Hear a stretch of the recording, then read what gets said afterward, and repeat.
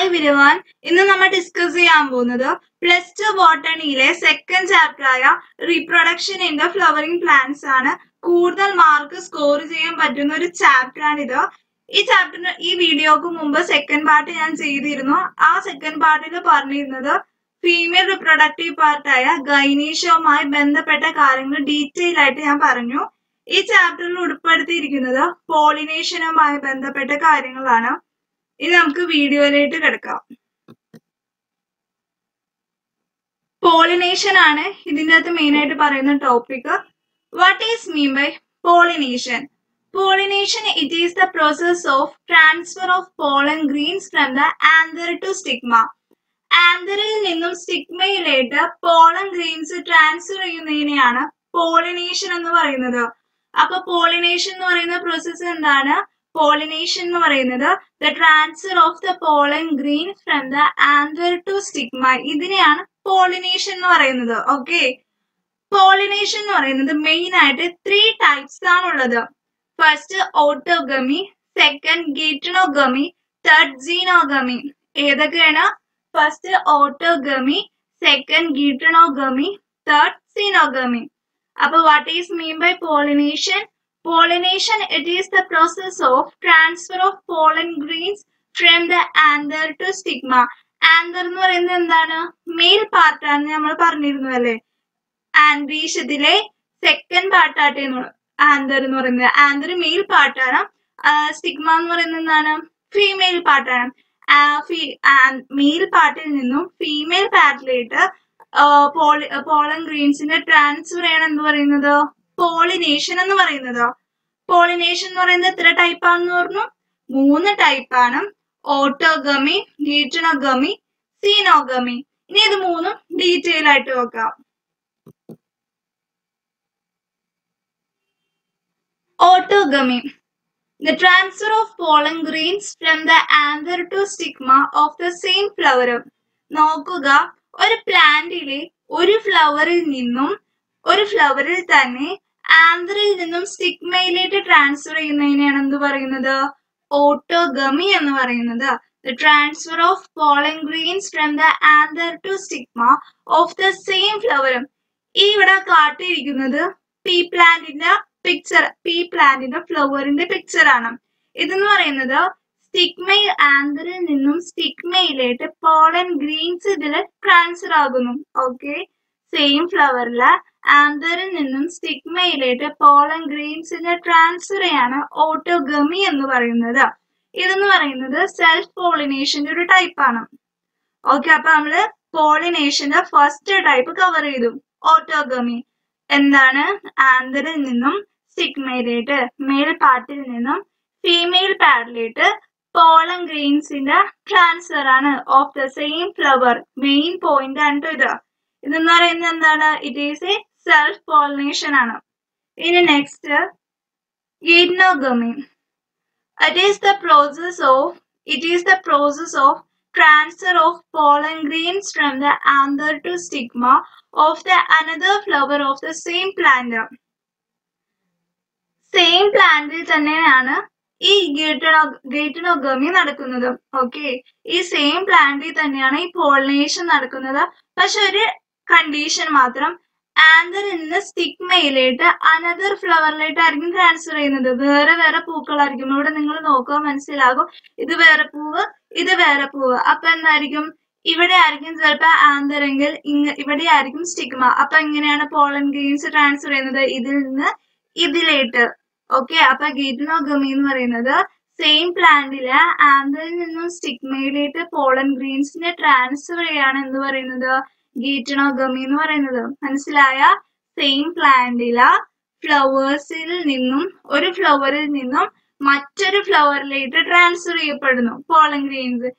ഇത് ജനറ്റിക്കലി ഒരു self pollination ആണെങ്കിലും ഫങ്ഷണലി എന്താണ്? ഒരു ക്രോസ് പോളിനേഷൻ ആണ്. ഓക്കെ, ഈ 2 പോയിന്റ്സ് മനസ്സിലാക്കുക. സെയിം പ്ലാന്റില ഒരു ഫ്ലവറിൽ നിന്നും ആന്തറിൽ നിന്നും മറ്റേ ഫ്ലവറിലെ സ്റ്റിഗ്മയിലേക്ക് ട്രാൻസ്ഫർ ചെയ്യുന്നതിനെയാണ് എന്ത് പറയുന്നത്? ഗീറ്റണോഗമി എന്ന് പറയുന്നത്. നെക്സ്റ്റ് വന്നത് ഏതാണ്? 3ാമത്തെ pollination xenogamy. The transfer of the pollen grains from the anther to stigma of a different plant വ്യത്യസ്തമായ പ്ലാന്റിലേക്ക് ട്രാൻസ്ഫർ ചെയ്യുന്നു. ആന്തർ ഇപ്പൊ ഈ ഒരു പൂവ് ഒരു ചെടിയിൽ നിൽക്കുന്നു, വേറൊരു പൂവ് വേറെ ചെടിയിൽ നിൽക്കുന്നു. അങ്ങനെ ട്രാൻസ്ഫർ ചെയ്യണതിനെയാണ് സീനോഗമി എന്ന് പറയുന്നത്. ഈ ഒരു പൂവിലെ ആന്തറിൽ നിന്നും വേറൊരു പൂവിലെ സ്റ്റിഗ്മയിലായിട്ട് പോളൻ ഗ്രെയിൻസിന്റെ ട്രാൻസ്ഫർ ചെയ്യാണ് എന്ത് പറയുന്നത്, സീനോഗമി എന്ന് പറയുന്നത്. ഇതെന്ന് പറയുന്നത് ഒരു ക്രോസ് പോളിനേഷന്റെ ഒരു ഇമ്പോർട്ടന്റ് എക്സാമ്പിൾ ആണ്. ഓക്കെ, അപ്പൊ നമ്മൾ എത്ര പോളിനേഷൻ പഠിച്ച്? 3 പോളിനേഷൻ പഠിച്ച്. Autogamy, geitonogamy, xenogamy. ഓട്ടോഗമി എന്ന് പറയുന്നത് സെൽഫ് പോളിനേഷൻ എക്സാമ്പിൾ ആണ്. സീനോഗമി എന്ന് പറയുന്നത് എന്തിന് എക്സാമ്പിൾ ആണ്? ക്രോസ് പോളിനേഷൻ എക്സാമ്പിൾ ആണ്. Next topic is pollination agent. Pollination agent എന്ന് പറയുന്നത് പോളിനേഷൻ നടത്തുന്നവരെയാണ് നമ്മൾ എന്ത് പറയുന്നത്? പോളിനേഷൻ ഏജന്റ്സ് എന്ന് പറയുന്നത്. പോളിനേഷൻ ഏജന്റ്സ് എന്ന് പറയുന്നത് 2 തരമാണ് ഉള്ളത്, abiotic agents and biotic agent. Okay, pollination agent എന്ന് പറയുന്നത് 2 തരമാണ് ഉള്ളത്. ഏതൊക്കെയാണ്? Abiotic agent and biotic agent. ഇനി നമുക്ക് അബയോട്ടിക് ഏജന്റ് എന്താന്ന് നോക്കാം. Wind and water are the 2 abiotic agents. Few plants use abiotic pollinating agents. Okay, വിൻഡും വാട്ടറും ആണ് 2 അബയോട്ടിക് ഏജന്റ്. അബയോട്ടിക് ഏജന്റ് എന്ന് പറയുമ്പോൾ ജീവൻ ഇല്ലാത്തവയാണ് നമ്മൾ എന്ത് പറയുന്നത്? അബയോട്ടിക് എന്ന് പറയുന്നത്. വിൻഡിനും വാട്ടറിനും ജീവനില്ല, അവർ 2 പേരാണ് അബയോട്ടിക് ഏജന്റ് എക്സാമ്പിൾ ആയിട്ട് വരുന്നത്. ചില പ്ലാന്റ്സ് മാത്രമാണ് ഈ അബയോട്ടിക് പോളിനേറ്റിംഗ് ഏജൻസിനെ യൂസ് ചെയ്യുന്നുള്ളൂ. ചില പ്ലാന്റ്സ്, അത് നമ്മൾ പറയും ഹൈഡ്രോഫിലിയുടെ കേസിൽ, സൂസ്റ്റെരി, അങ്ങനെ ചില പ്ലാന്റ്സിന് അവരാണ് ഈ അബയോട്ടിക് ഏജൻസി യൂസ് ചെയ്യുന്നത്.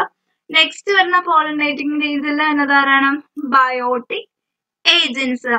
One biotic agent for the pollination such as animals. Majority of plants use biotic agent for pollination. പോളിനേഷന് വേണ്ടി മെയിൻ ആയിട്ട് പ്ലാന്റ്സ് യൂസ് ചെയ്യുന്നത് ബയോട്ടിക് ഏജന്റിന്റെ. അപ്പൊ ഞാൻ പറഞ്ഞു ചില പ്ലാന്റ്സ് മാത്രമാണ് എന്ത് യൂസ് ചെയ്യുന്നത്? അബയോട്ടിക് ഏജൻസ് യൂസ് ചെയ്യുന്നത്. മെയിൻ ആയിട്ട് മെജോറിറ്റി ഓഫ് ദ പ്ലാന്റ്സും എന്താ യൂസ് ചെയ്യുന്നത്? Biotic agents. നിങ്ങൾ കണ്ടിട്ടുണ്ടാവും പൂക്കളിൽ ഇങ്ങനെ വണ്ടുകളൊക്കെ നടക്കുന്നത്. ഓക്കെ, അതൊക്കെ എന്തിന് എക്സാമ്പിൾ ആണ്? ബയോട്ടിക് ഏജൻസിന് എക്സാമ്പിൾ ആണ്. ഇനി നമുക്ക് കുറച്ച് പോളിനേഷൻ ഏജൻസിനെ പറ്റി നോക്കാം. Anemophily. Pollination by the agent of wind is called anemophily.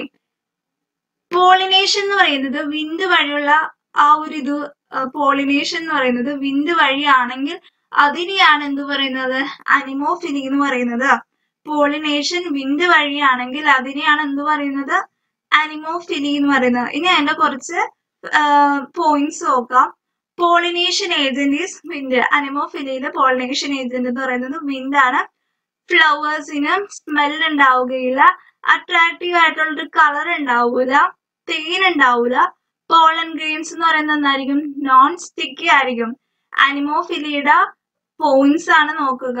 Pollination എന്ന് പറയുന്നത് വിൻഡ് വഴിയായിരിക്കും. Pollination by the agent of wind is called anemophily. Smell ഉണ്ടാവുകയില്ല. എന്തിനാ? വിൻഡ് വഴിയാകുമ്പോ അതിന് സ്മെൽ അട്രാക്ഷൻ ഒന്നും വേണ്ട വരൂല. സ്മെൽ ഉണ്ടാവുകയില്ല, അട്രാക്റ്റീവ് കളർ ഉണ്ടാവൂല, നെക്ടർ ഉണ്ടാവൂല. പോളൻ ഗ്രെയിൻസ് നോൺ സ്റ്റിക്കി ആയിരിക്കും. ഇതൊക്കെയാണ് അനിമോഫിലിയുടെ പോയിന്റ്സ്. നെക്സ്റ്റ് ഹൈഡ്രോഫിലി. ഹൈഡ്രോഫിലി എന്ന് പറയുമ്പോൾ എന്താണ്? Pollination by the water is called hydrophily. Hydrophily എന്ന് പറയുന്നത് വാട്ടറുമായി ബന്ധപ്പെട്ട പോളിനേഷനെയാണ് എന്ത് പറയുന്നത്? ഹൈഡ്രോഫിലി എന്ന് പറയുന്നത്. കുറച്ച് എക്സാമ്പിൾസ് ആണിത്. Vallisneria, hydrilla and zostera are the common example for the hydrophily. ഹൈഡ്രോഫിലിക്ക് വരുന്ന എക്സാമ്പിൾസ് ആണ് എന്തൊക്കെ? വാലിസ്നേരിയ, ഹൈഡ്രില്ല, സൂസ്റ്റെറിയ. ഓക്കെ, അപ്പൊ ഹൈഡ്രോഫിലി എന്ന് പറയുന്നത് എന്താണ്? വാട്ടറുമായി പോളിനേഷൻ നടക്കുന്നതിനാണ് എന്ത് പറയുന്നത്? ഹൈഡ്രോഫിലി എന്ന് പറയുന്നത്.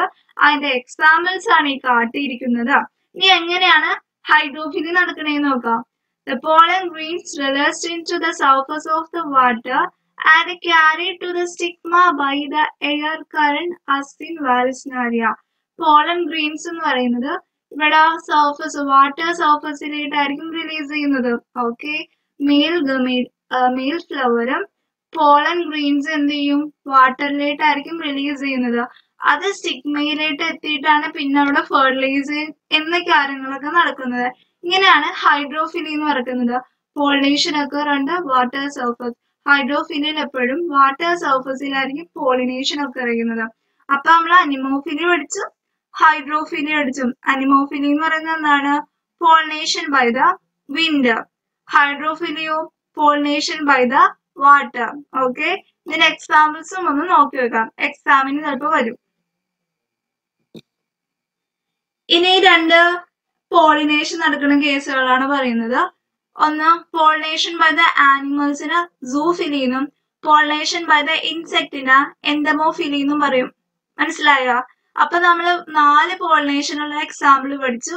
വിൻഡ് വഴി എന്ത് പഠിച്ചു, അനിമോഫിലി. വാട്ടർ വഴി പഠിച്ചു, അതേതാണ്, ഹൈഡ്രോഫിലി. പോളിനേഷൻ ബൈ ദ ആനിമൽ വഴി പഠിച്ചു, അതേതാണ്, സൂഫിലി. പോളിനേഷൻ ബൈ ദ ഇൻസെക്ട് വഴി എന്ത് പഠിച്ചു, എൻഡമോഫിലി.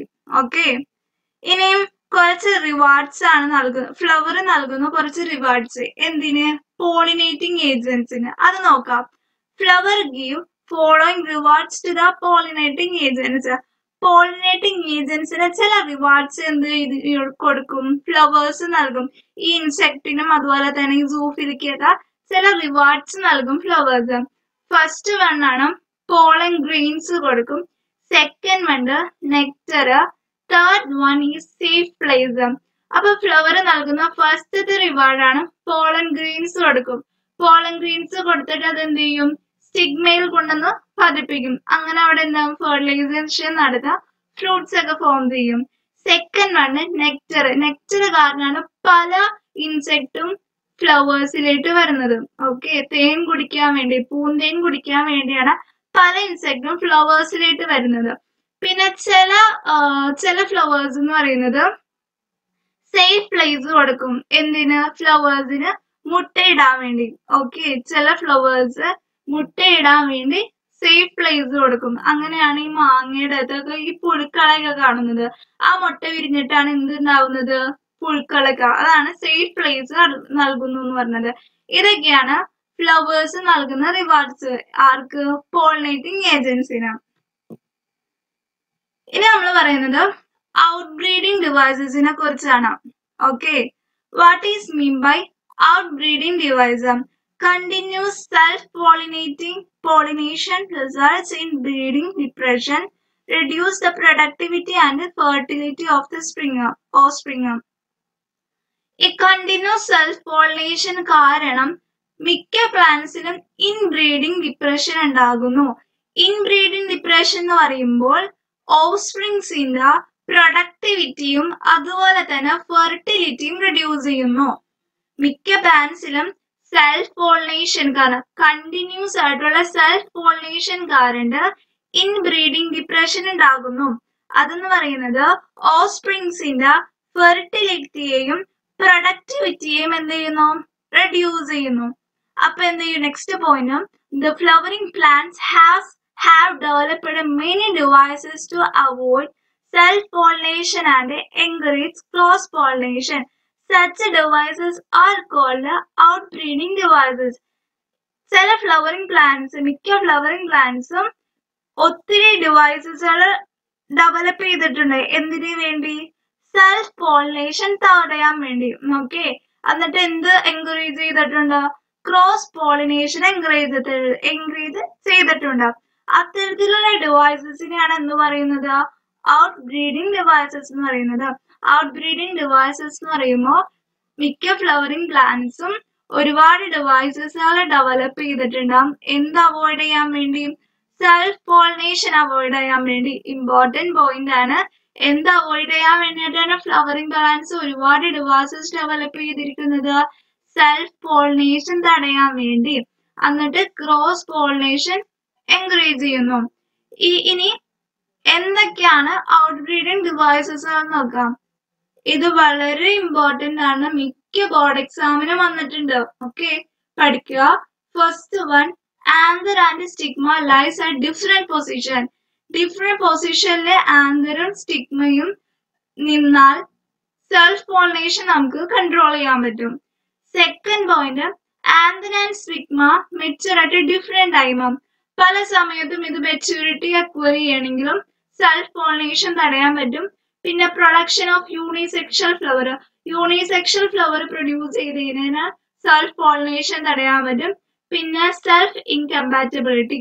ഓക്കെ, അപ്പൊ ഔട്ട് ബ്രീഡിംഗ് ഡിവൈസസ് എന്ന് വെച്ചാൽ എന്താണ്, ചില പ്ലാന്റ്സ് ഒത്തിരി ഡിവൈസസുകൾ ഡെവലപ്പ് ചെയ്തിട്ടുണ്ട് സെൽഫ് പോളിനേഷൻ തടയാനും ക്രോസ് പോളിനേഷൻ എൻകറേജ് ചെയ്യാനും വേണ്ടി. ഇത്തരത്തിലുള്ള ഡിവൈസസിനെയാണ് ഔട്ട് ബ്രീഡിംഗ് ഡിവൈസസ് എന്ന് പറയുന്നത്. 4 ഔട്ട് ബ്രീഡിംഗ് ഡിവൈസസുകളുടെ എക്സാമ്പിൾ ആണ് ഈ കൊടുത്തിരിക്കുന്നത്. It is very important. Okay, ഇനി നമുക്ക് ആർട്ടിഫിഷ്യൽ ഹൈബ്രിഡൈസേഷൻ എന്താന്ന് നോക്കാം. What is mean by artificial hybridization? Hybridization is the crossing of genetically different plants. Genetically different plants-നെ ക്രോസിംഗ് ചെയ്യുന്നതിനെയാണ് ഹൈബ്രിഡൈസേഷൻ എന്ന് പറയുന്നത്. വ്യത്യസ്തമായ പ്ലാന്റ്സിനെ തമ്മിൽ ക്രോസ് ചെയ്ത് പുതിയൊരു ഓഫ്സ്പ്രിംഗ് പ്രൊഡ്യൂസ് ചെയ്യുന്നു. അതിനെയാണ് എന്ത് പറയുന്നത്, ഹൈബ്രിഡൈസേഷൻ എന്ന് പറയുന്നത്. ആർട്ടിഫിഷ്യൽ ഹൈബ്രിഡൈസേഷൻ എന്ന് പറയുന്നത് നമ്മൾ തന്നെ ക്രോസിംഗ് ചെയ്ത് പുതിയൊരു ഓഫ്സ്പ്രിങ്സിനെ പ്രൊഡ്യൂസ് ചെയ്യുന്നു. ഇനി ആർട്ടിഫിഷ്യൽ ഹൈബ്രിഡൈസേഷന്റെ സ്റ്റെപ്സ് ആണ് ഈ കൊടുത്തിരിക്കുന്നത്. First step, selection of parent. ആദ്യം തന്നെ നല്ല പ്രൊഡക്ടിവിറ്റി ആയിട്ടുള്ള നല്ല ഉഷാറായിട്ടുള്ള ഒരു പാരന്റ്സിനെ സെലക്ട് ചെയ്യാം. ഓക്കെ, സെക്കൻഡ് വേണം എമാസ്കുലേഷൻ. എമാസ്കുലേഷൻ എന്ന് പറയുന്നത് a female parent is bisexual flower, removal of anther before maturation with a pair of follicles. അപ്പൊ എമാസ്കുലേഷൻ എന്ന് പറയുമ്പോൾ ഒരു ബൈസെക്ഷൽ ഫ്ലവർ ആണെങ്കിൽ, ഒരു ഫീമെയിൽ പാരന്റും മെയിൽ പാരന്റും നമ്മൾ ഇവിടെ എടുക്കുമല്ലോ. അപ്പൊ ഒരു ഫീമെയിൽ പാരന്റ് ആണെങ്കിൽ അതൊരു ബൈസെക്ഷൽ ഫ്ലവർ ആണെങ്കിൽ അതിൽ നിന്നും നമ്മൾ എന്ത് ചെയ്യും, ആന്തറിനെ റിമൂവ് ചെയ്യും. ആന്തർ റിമൂവ് ചെയ്യുന്നത് എന്തിനാണ്, മെച്ചുറേഷന് മുമ്പാണ് ആന്തറിനെ റിമൂവ് ചെയ്യുന്നത്. ആന്തറിനെ റിമൂവ് ചെയ്യുന്നത് എന്തിനു വേണ്ടിയിട്ടാണ്, ആന്തർ മെച്ചുർ ആയി കഴിഞ്ഞാൽ ആന്തർ പോളൻ ഗ്രെയിൻസിനെ പുറത്തേക്ക് വിടാൻ തുടങ്ങും. അപ്പൊ അതെന്താകും, സ്റ്റിഗ്മയിൽ വന്ന് പതിച്ച് ഫെർട്ടിലൈസേഷൻ നടക്കും. അതിനു മുമ്പ് നമ്മൾ എന്ത് ചെയ്യും, മെച്ചുറേഷന് മുമ്പ് ആന്തർ റിമൂവ് ചെയ്ത് കളയും. അതിനെയാണ് എന്ത് പറയുന്നത്, എമാസ്കുലേഷൻ എന്ന് പറയുന്നത്. അപ്പൊ ഒരു ഫീമെയിൽ പാരന്റ് ബൈസെക്ഷൽ ഫ്ലവർ ആണെങ്കിൽ അതിൽ നിന്നും ആന്തർ റിമൂവ് ചെയ്യുന്നു before maturation. It is called as emasculation. അപ്പൊ ആർട്ടിഫിഷ്യൽ ഹൈബ്രിഡൈസേഷന്റെ സെക്കൻഡ് സ്റ്റെപ്പ് ആണ് എന്ത്, emasculation. Third one, bagging. Emasculated flower is covered with butter paper. ഈ എമാസ്കുലേറ്റ് ചെയ്തെന്ന് വെച്ചാൽ എന്താ, ആന്തർ റിമൂവ് ചെയ്തിട്ടുള്ള ഈ ഫ്ലവറിനെ നമ്മൾ എന്ത് ചെയ്യുന്നു, ബട്ടർ പേപ്പർ വെച്ച് കവർ ചെയ്യുന്നു. എന്തിനു വേണ്ടി, വേറെ പോളൻ ഗ്രെയിൻസ് ആയിട്ട് വന്ന് ഫ്യൂസ് ചെയ്യാണ്ടിരിക്കാൻ വേണ്ടി. ഇനി നെക്സ്റ്റ് വന്നത് ഫോർത്ത് വണ്, പോളിനേഷൻ നടത്ത പിന്നെയും എന്ത് ചെയ്യാ, റീബാഗ് ചെയ്യുക.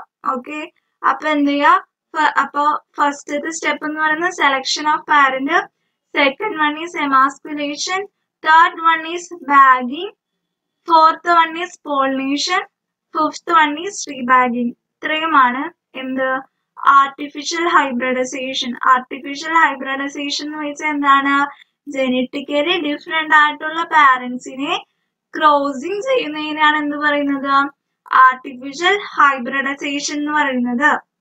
ഓക്കെ, ഇനി ലാസ്റ്റ് ടോപ്പിക് ആണ് ഈ വീഡിയോയില് pollen pistil interaction. Okay, pollen pistil interaction points നോക്കാം. Pollen grains falls on stigma produce pollen tube. Pollen grains എന്ന് പറയുന്നത് എന്താണ്, മെയിൽ ഗാമറ്റോഫൈറ്റ് ആണ്. മെയിൽ ഗാമറ്റോഫൈറ്റ് സ്റ്റിഗ്മയിൽ വന്ന് വീണ് കഴിഞ്ഞാൽ പോളൻ ട്യൂബ് ഫോം ചെയ്യും.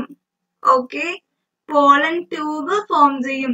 നമ്മള് ഗൈനീഷ്യം പിസ്റ്റലിന്റെ കേസില് നമ്മൾ ആ ഒരു പിക്ചർ കാട്ടിയിരുന്നു അല്ലേ, അതിന്റെ ഇടയിലൂടെ ഒരു സ്റ്റിഗ്മ എന്ന് പറയുന്ന ഒരു പോർഷൻ ഉണ്ടായി, അതിന്റെ ഉൾഭാഗത്തു കൂടി ഒരു നൂല് പോലത്തെ ഒരു ട്യൂബ് ഇറങ്ങും. അതിനെയാണ് പോളൻ ട്യൂബ് എന്ന് പറയുന്നത്. കണ്ടിട്ടുണ്ടാകും, ചെമ്പരത്തിപ്പൂടെയൊക്കെ പോളൻ ട്യൂബ് നമുക്ക് സുഖമായിട്ട് കാണാൻ പറ്റും. അതിനെയാണ് പോളൻ ട്യൂബ് എന്ന് പറയുന്നത്. ഓക്കെ, പോളൻ ഗ്രെയിൻസ് സ്റ്റിഗ്മയിൽ ഫോളോ ഓഫ് ചെയ്തതിന് എന്ത് പ്രൊഡ്യൂസ് ചെയ്യും? പോളൻ ട്യൂബ് പ്രൊഡ്യൂസ് ചെയ്യും. Pollen tube containing 2 male gamete. Next point ആണ്, പോളൻ ട്യൂബിന്റെ അകത്ത് 2 മെയിൽ ഗമേറ്റ് ഉണ്ടാകും. ഈ മെയിൽ ഗമേറ്റ് എന്ന് പറയുന്നത്, ഈ 2 മെയിൽ ഗമേറ്റ് നമുക്ക് എവിടെ നിന്നാ ഫോം ചെയ്തത്? നമ്മൾ പഠിച്ചിട്ടുണ്ടായി, ഒരു പോളൻ ഗ്രെയിൻസ് മെച്ചുർ ആയി കഴിഞ്ഞാൽ, ഒരു പോളൻ ഗ്രെയിനും മെച്ചുർ ആയി കഴിഞ്ഞാൽ 2 സെൽസ് ഉണ്ടാവും എന്ന് പറഞ്ഞു. ജനറേറ്റീവ് സെല്ലും അതുപോലെ തന്നെ എന്ത്, വെജിറ്റേറ്റീവ് സെല്ലും. ഈ വെജിറ്റേറ്റീവ് സെല്ലാണ് പോളൻ ട്യൂബ് ആവണേന്ന് നമ്മൾ ഫസ്റ്റ് വീഡിയോയിൽ പറഞ്ഞിട്ടുണ്ടായി. ഈ ചാപ്റ്ററിന്റെ ഫസ്റ്റ് വീഡിയോയിൽ നമ്മൾ പറഞ്ഞിട്ടുണ്ടായി, പോളൻ ഗ്രെയിൻസ് മെച്ചുർ ആയി കഴിഞ്ഞാൽ 2 സെൽസ് ഫോം ചെയ്യുന്നു. അത് ഏതൊക്കെയാണ്? ലാർജ് വെജിറ്റേറ്റീവ് സെല്ലും second one small spindle shaped generative സെല്ലും. ഈ ജനറേറ്റീവ് സെല്ലാണ് 2 മെയിൽ ഗമേറ്റ് ആയിട്ട് മാറുന്നത്. ഓക്കെ, 2 മെയിൽ ഗമേറ്റ് ആയിട്ട് മാറുന്നത് എന്താണ്? ജനറേറ്റീവ് സെല്ലാണ്. അതുപോലെ വെജിറ്റേറ്റീവ് സെൽ എന്തായിട്ട് മാറുന്നു? പോളൻ ട്യൂബ് ആയിട്ട് മാറുന്നു. ഇനി next point, pollen tube passed through style enter the ovule through micropyle. Micropyle ഞാൻ കാട്ടിയിരുന്നു ഒവ്യൂളിന്റെ ഒരു സെക്ഷനില്. മൈക്രോപൈലയിൽ കൂടെയാണ് എന്ത് പാസ് ഔട്ട് ചെയ്യുന്നത്? പോളൻ ട്യൂബ് വരുന്നത്. സ്റ്റാളിൽ നിന്നും പാസ് ചെയ്ത് പോളൻ ട്യൂബ് മൈക്രോപൈലയിൽ കൂടി ഒവ്യൂളിലെത്തുന്നു.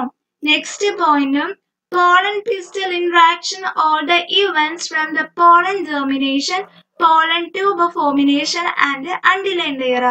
pollen pistil interaction എന്ന് പറയുന്നത് pollen germination മുതൽ pollen tube formation വരെയുള്ള ഒരു സെക്ഷനെയാണ് എന്ത് പറയുന്നത്? pollen pistil interaction എന്ന് പറയുന്നത്. ഓക്കെ, pollen grains എന്ന് പറയുന്നത് എവിടെ വന്ന് വീഴും? സ്റ്റിഗ്മയിൽ വന്ന് വീണ് എന്ത് പ്രൊഡ്യൂസ് ചെയ്യും? പോളൻ ട്യൂബ് പ്രൊഡ്യൂസ് ചെയ്യും. പോളൻ ട്യൂബിന്റെ അകത്ത് 2 മെയിൽ ഗമേറ്റ് ഉണ്ടാവും. 2 മെയിൽ ഗമേറ്റ് എവിടെ നിന്ന് ഫോം ചെയ്യുന്നതെന്ന് പറഞ്ഞു? ജനറേറ്റീവ് സെല്ല് കൺവേർട്ട് ചെയ്തിട്ടാണ് 2 മെയിൽ ഗമേറ്റ് ഫോം ചെയ്യുന്നത്. അതുപോലെ തന്നെ പോളൻ ട്യൂബ് ഏതിൽ കൂടിയാണ് പാസ് ചെയ്യുന്നത്? ഒവ്യൂളിലെ മൈക്രോപൈലാർ എൻഡിൽ കൂടിയാണ് എന്ത് പാസ് ഔട്ട് ചെയ്യുന്നത്? പോളൻ ട്യൂബ് വന്നത്. പോളൻ പിസ്റ്റൽ ഇന്ററാക്ഷൻ എന്ന് പറയുന്നത് എല്ലാ events from all the events from pollen germination, pollen tube formation, pollen tube formation മുതൽ എല്ലാ ഇവന്റ്സിനെയുമാണ് എന്ത് പറയുന്നത്? പോളൻ പിസ്റ്റൽ ഇന്ററാക്ഷൻ എന്ന് പറയുന്നത്. നെക്സ്റ്റ് വരുന്നൊരു ടോപ്പിക് ആണ് ഫിലിഫോം അപ്പാരറ്റസ്. എന്താണ് ഫിലിഫോം അപ്പാരറ്റസ്? അത് ഞാൻ കാണിച്ചു തന്നിരുന്നു.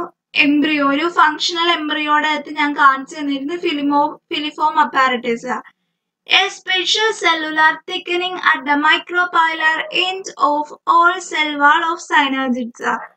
സൈനർജിഡ്സിന് അപ്പം ഫിലിഫോം അപ്പാരറ്റസ് എന്ന് പറയുന്നത് മൈക്രോപൈലാർ എൻഡിലായിരുന്നു എന്ന് പറഞ്ഞു. അതിൽ കൂടെയാണ് പോളൻ ട്യൂബ് എൻട്രി ചെയ്യുന്നത് എംബ്രിയോയിലേക്ക്. പോളൻ ട്യൂബ് എംബ്രിയോയിലേക്ക് എത്തുന്നത് ഈ ഫിലിഫോം അപ്പാരറ്റസ് വഴിയാണ്. മൈക്രോപൈലാർ എൻഡില ഫിലിഫോം അപ്പാരറ്റസ് വഴിയാണ് പോളൻ ട്യൂബ് എംബ്രിയോയിലേക്ക് എത്തുന്നത്. The pollen tube enter into embryo sac, the filiform apparatus and release 2 male gametes into it. അപ്പൊ നമ്മൾ ഈ പോളൻ പിസ്റ്റൽ ഇന്ററാക്ഷനിൽ എന്താണ് പഠിച്ചത്? പോളൻ ഗ്രെയിൻസ് സ്റ്റിഗ്മയിൽ വന്ന് പതിക്കുന്നു, പോളൻ ട്യൂബ് പ്രൊഡ്യൂസ് ചെയ്യുന്നു. പോളൻ ട്യൂബിന്റെ അകത്ത് 2 മെയിൽ ഗമേറ്റ് ഉണ്ട്. 2 മെയിൽ ഗമേറ്റ് എന്ന് പറയുമ്പോൾ എവിടെ നിന്നാ ഫോം ചെയ്തത്? ജനറേറ്റീവ് സെല്ലിൽ നിന്നും. ദെൻ പോളൻ ട്യൂബ് മൈക്രോപൈലിൽ കൂടി എത്തുന്നു എവിടെ? ഒവ്യൂളിലേക്ക്. ഇനി ഫിലിഫോം അപ്പാരറ്റസ് എന്ന് വെച്ചാൽ എന്താണ്? ഫിലിഫോം അപ്പാരറ്റസ് വഴിയാണ് എന്ത് എംബ്രിയോ സാക്കിലേക്ക് എത്തുന്നത്? പോളൻ ട്യൂബ് എംബ്രിയോ സാക്കിലേക്ക് എത്തുന്നത്. എത്തിക്കഴിഞ്ഞാൽ എന്ത് റിലീസ് ചെയ്യും? 2 മെയിൽ ഗമേറ്റിനെ റിലീസ് ചെയ്യും. എന്തിലേക്ക്? എംബ്രിയോയിലേക്ക്. ഓക്കെ, പോളൻ ട്യൂബ് എംബ്രിയോ സാക്കിലേക്ക് എത്തുന്നത് ഫിലിഫോം അപ്പാരറ്റസ് വഴിയാണ്. എന്നിട്ട് 2 മെയിൽ ഗമേറ്റ് ആണ് അതിലായിട്ട് റിലീസ് ചെയ്യുന്നത്. അപ്പൊ നമ്മൾ ഈ വീഡിയോയിൽ മെയിൻ ആയിട്ട് പഠിച്ചത് എന്താണ്? പോളിനേഷനുമായി ബന്ധപ്പെട്ട കാര്യങ്ങൾ അല്ലെ. പോളിനേഷൻ എന്ന് പറയുമ്പോൾ 3 തരം പോളിനേഷൻ പഠിച്ചു. ഏതൊക്കെയാണ്? Autogamy, geitonogamy and xenogamy. പിന്നെ പലതരത്തിലുള്ള 4 തരം പോളിനേഷൻ ഏതൊക്കെയാന്ന് പഠിച്ചു. പിന്നെ അത് കഴിഞ്ഞ് എന്തായിരുന്നു പഠിച്ചത്? ആർട്ടിഫിഷ്യൽ ഹൈബ്രിഡൈസേഷൻ എന്താന്ന് പഠിച്ചു. പിന്നെ അവസാനം പഠിച്ചത് പോളിൻ പിസ്റ്റൽ ഇന്ററാക്ഷൻ എന്താന്ന് പഠിച്ചു. ഇതെല്ലാം വളരെ ഇമ്പോർട്ടൻസ് ആയിട്ടുള്ള പോയിന്റ്സ് ആണ്. എക്സാമിന് എപ്പോഴും വരാറുള്ള ഒരു ഏരിയ ആണ് കേട്ടോ ഈ പറഞ്ഞത്. ഈ വീഡിയോ എല്ലാവർക്കും മനസ്സിലായെങ്കിൽ ഷെയർ ചെയ്യുക, ലൈക്ക് ചെയ്യുക, സബ്സ്ക്രൈബ് ചെയ്യുക. Thank you.